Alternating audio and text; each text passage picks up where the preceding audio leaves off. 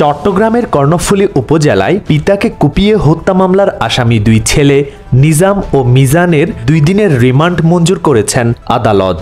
রাউজান থানার মনিরিয়া যুব তাবলিগের 2টি আবাদতখানা ভাঙচুর ও অগ্নিসংযোগ সহ 3 মামলার আসামি গুজরা ইউনিয়ন যুবলীগের সভাপতি মোহাম্মদ আনোয়ার হোসেনকে গ্রেফতার করেছে র‍্যাব 7।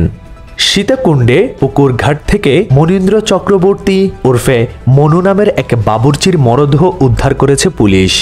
কক্সবাজারের টেকনাফ উপজেলায় 10 কেজি স্বর্ণসহ মিয়ানমারের 2 নাগরিককে আটক করেছে বর্ডার গার্ড বাংলাদেশ।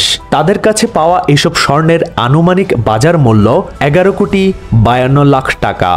চট্টগ্রামে ডেঙ্গুতে আক্রান্ত হয়ে উম্মেহানি আক্তার নামে এক অন্তঃসত্ত্বা নারীর মৃত্যু হয়েছে। চট্টগ্রাম নগরীর ইপিজেড এলাকায় কাউসার উদ্দিন ইমন নামে এক যুবক গলায় ফাঁস দিয়ে আত্মহত্যা করেছে বলে খবর পাওয়া গেছে।